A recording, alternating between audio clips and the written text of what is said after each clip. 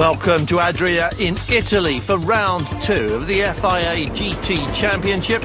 We're just a few miles south of Venice, about to go racing into the night on the shortest, twistiest circuit of the season, one that could hardly be more different to round 1 at Silverstone.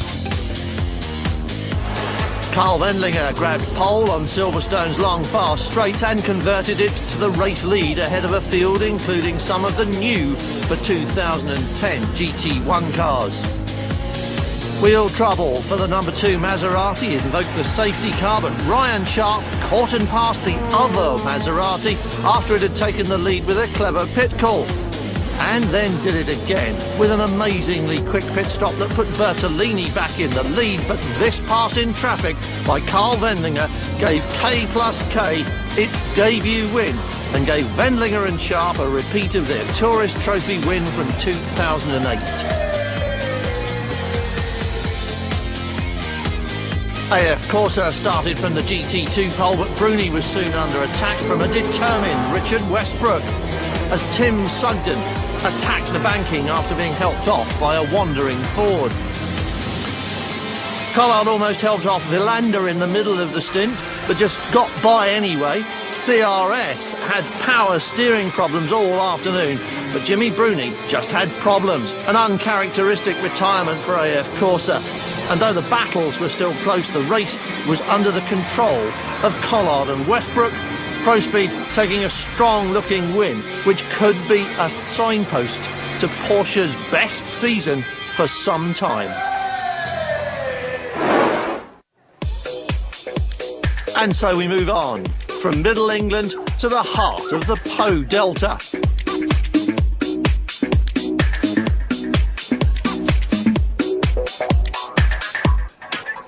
React to the rhythm.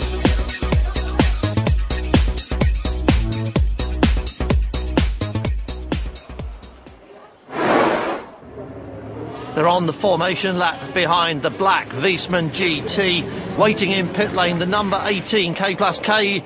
That had an engine change, starts from pit lane, but the pace car is off, and the poleman on the right of the picture, Bertolini, in charge of the grid as they come round this final fishhook corner. Right and then left onto the main straight. Look to the lights above the circuit for the signal that says round 2 of the FIA Championship is go. And we are underway. Side by side, the Maseratis, a whole clutch of Corvettes. Celine as well in the picture, the Ford GT there, the number 40 car you just saw of Baz Linders.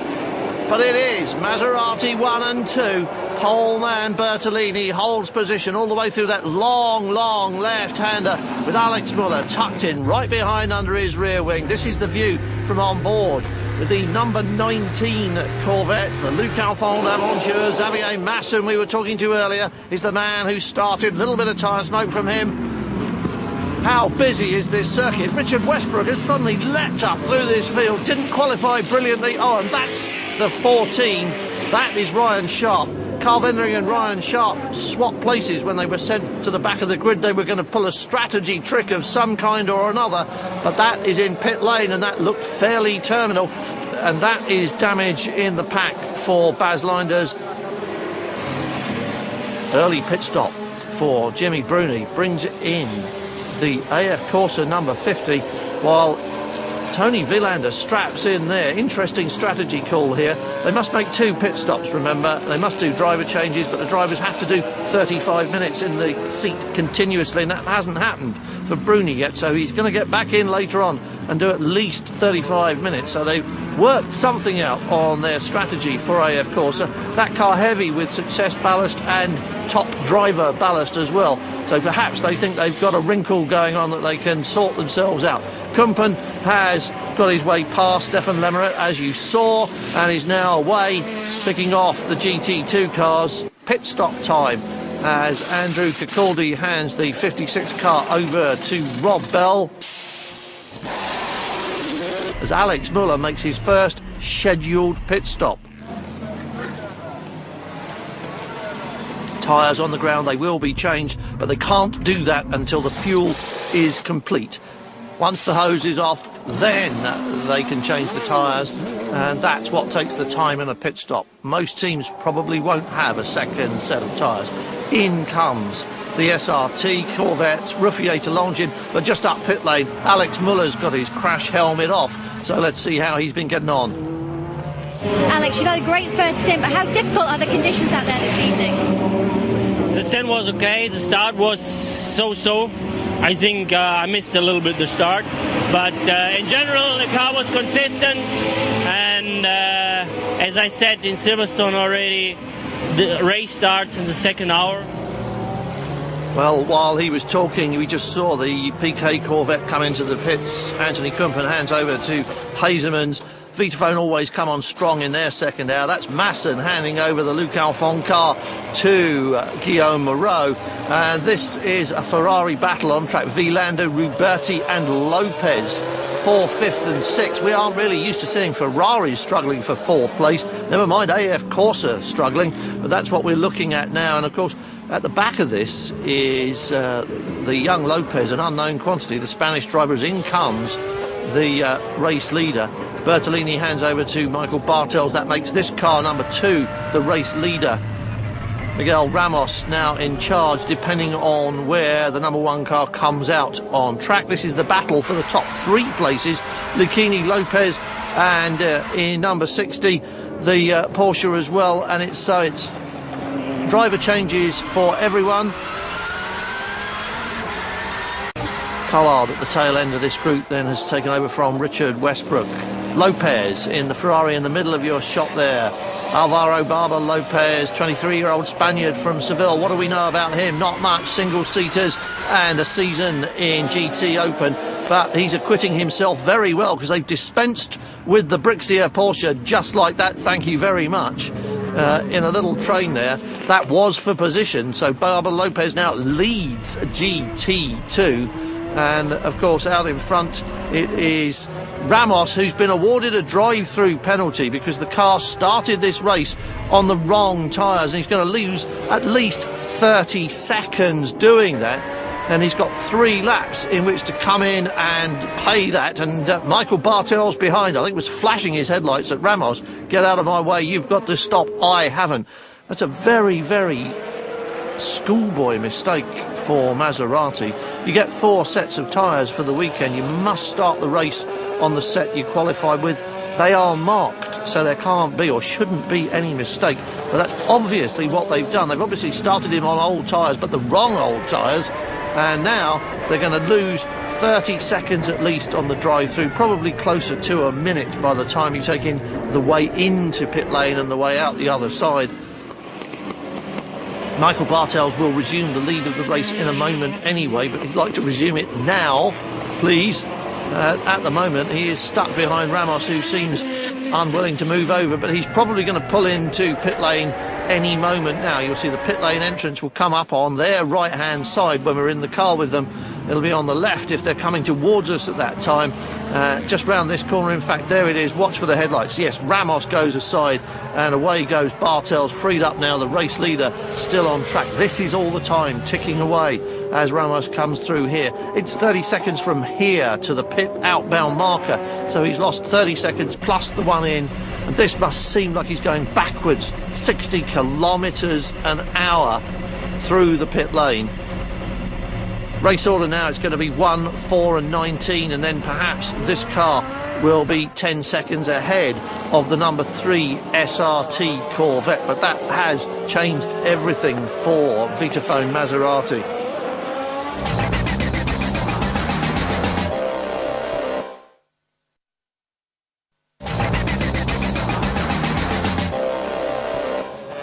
A drive-through penalty for the number 2 Maserati. It wasn't Miguel Ramos's fault, but he has lost a couple of places as a result. Michael Bartels leads it. Anthony Kumpen is second. Guillaume Moreau is third. Bert Longin is fourth. So it is Maserati, Corvette. And in GT2, it's Ferrari in the shape of Alvaro Barber Lopez. We're looking at the back end of his Ferrari now. We're in the cockpit with Emmanuel Collard, the hugely experienced Emmanuel Collard.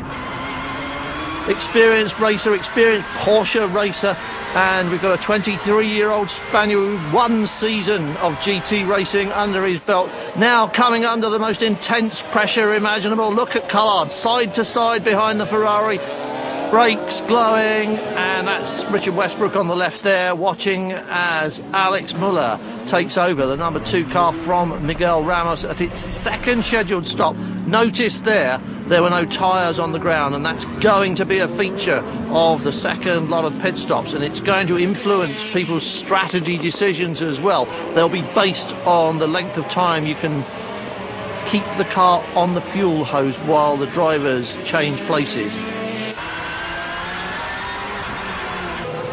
But you can see how evenly matched these cars are on a tight circuit like that, and how difficult it is for Collard, just losing a little bit on top speed on the run up to the braking zone. Big cloud of smoke from Lopez as he got that one wrong, but he manages to gather it all up again and still keep Collard behind. But has Collard got a chance here? No, the Ferrari's away again. And for a young and a supposedly inexperienced driver in this championship, oh, and there's a little touch there.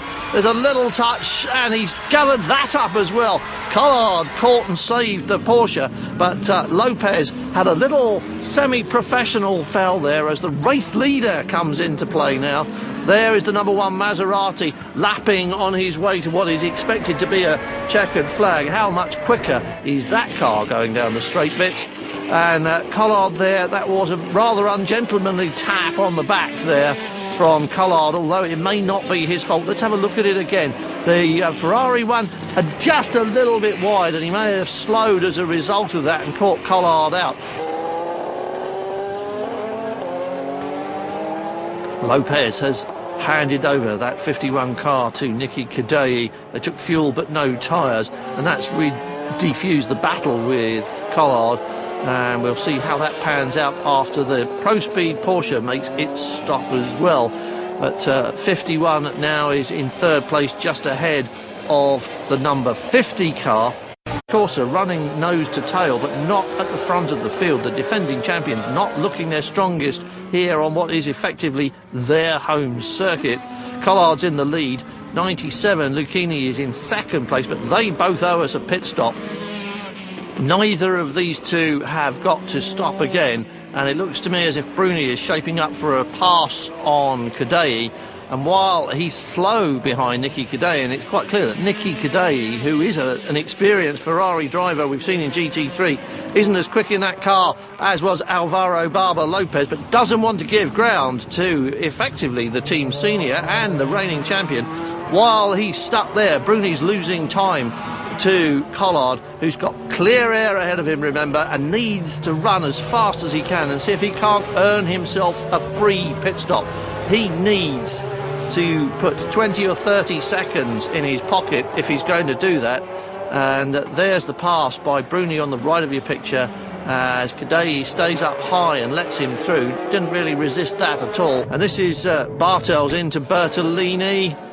No tyres on the ground, they're not even going to bother. That's how they do it. See, as soon as the driver change was over and the door was shut, the fuel hose came off. That's the length of the final pit stop. Watch here as Hazeman hands over to Kumpen. Exactly the same. That's how they work out their strategy. But I don't think it has done PK any good, and I think today this car is going to be uncatchable.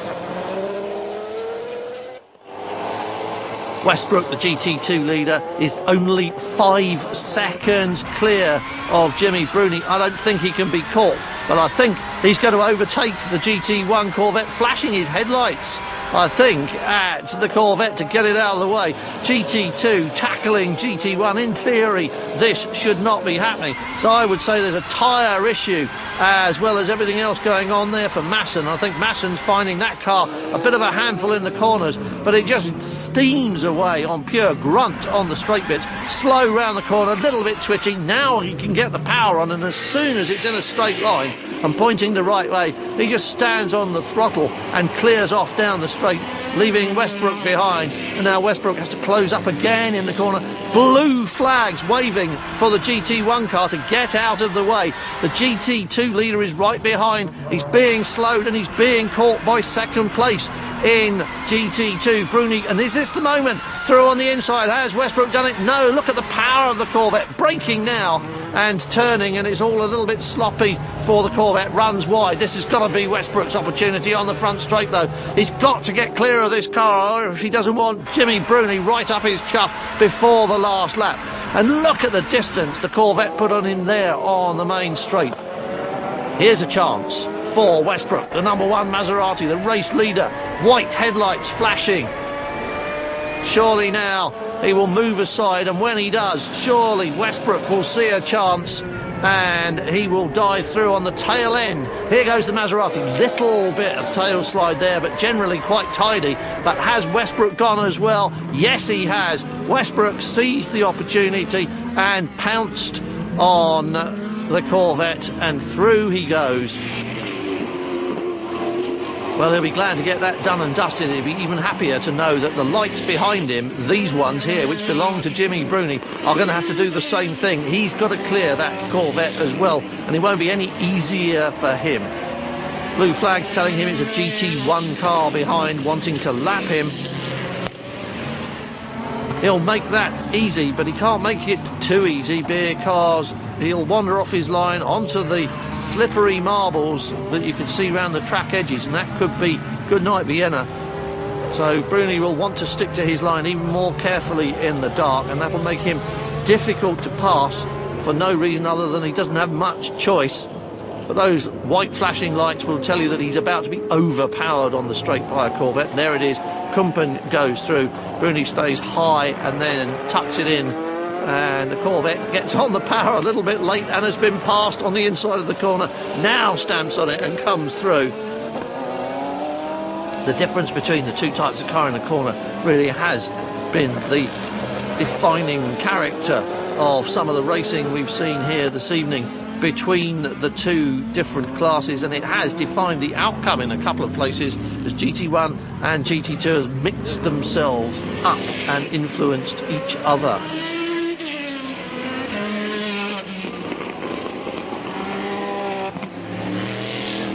Bruni's not going to catch Richard Westbrook in the time available to him now, and Anthony Kumpen is not going to catch Andrea Bertolini in the time available to him now, and this is looking very comfortable for the Vitaphone Maserati team. 5th gear, the only place on the circuit that the cars hit 5th gear, 215, 225 kilometres an hour, and then on the brakes right down through the gearbox. 60% of this circuit is corners made up of 1st or 2nd gear.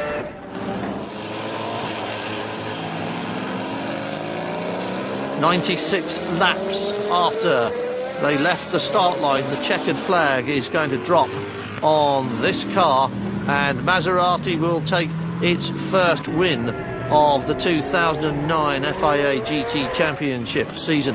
But you can't help thinking that on this kind of form, it's not going to be the last. Everything's gone pretty much according to plan, except for the number 2 car, which lost a wheel in Silverstone and started on the wrong tyres here at Adria, and therefore isn't in the championship reckoning. The team championship is one of the things Michael Bartel's prizes very high. He'll want that as well, but he'll need better consistency from the other car in order to achieve that. Meanwhile, this will do very nicely for the defending champions. Checkered flag for Andrea Bertolini and Michael Bartels, and that's Michael Bartels with the white cap on, celebrating with the team on the pit wall. And there'll be a checkered flag for Richard Westbrook and celebration for Emmanuel Collard and the rest of the Pro Speed team, because that's 2 in a row for them, for Porsche and for Pro Speed, and that is a good start to anyone's season. Confirmation of the way it ended. The Maserati split by the Corvette of Hazeman and Kumpen, and maybe if they hadn't fluffed the tyre fitment at the start, then it would be a different story on this leaderboard. No fluffs though for Westbrook and Collard, or for Pro Speed, come to that, taking the checkered flag for the 2nd time in as many races. The biggest challenge was to keep the same position. They gave it to me in first, so I was a bit stressed because my stint was shorter than him. But and I was stuck behind the Ferrari, but I could manage this, and finally we won. So it's perfect for Pro Speed team and for Porsche. I'm really happy. Champagne all round for the GT2 winners then, and what a celebration this will be for Cadei and Lopez in that very hard-earned third place. That makes them Westbrook and Collard's closest rivals, but the Porsche duo have got double the points, and the defending champions are even further back on this leaderboard. No doubt, though, where the defending champions are in GT1, though, up on the top of the podium. Congratulations, Andre. What a performance, and a home win for you as well. Yes, it's a really good performance because we work very hard, I tell you, before the start for the race consistent, and we are really consistent during the race. It's good because we work, the team work very hard also for the break, because here is really dangerous for you lose the performance of the brake, but everything is worked very well. And I would like to thank all the guys for Vitafan, because every weekend, if we have a good performance, is because behind we have a really strong team and a lot of work. Have a look at the points table and reflect on this. But for a broken drive shaft on the Celine of Sharp and Wendlinger, it might all be a very different story. And though this looks good for the defending champions, it's by no means the whole story. Nobody knows that better than Michael Bartels, though. And you can bet that although he's enjoying the champagne spray on the podium now, he's already thinking ahead to the next race and probably to the next win.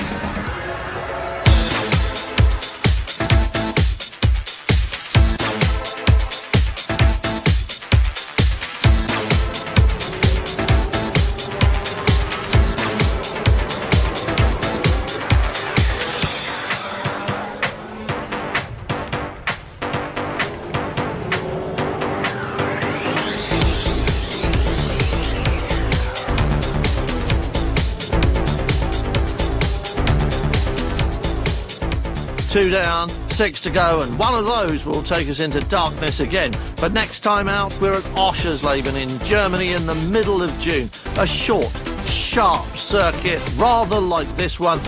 And remember, it's also the closest thing there is to a home racetrack for Michael Bartels and the Vitafone Maserati team.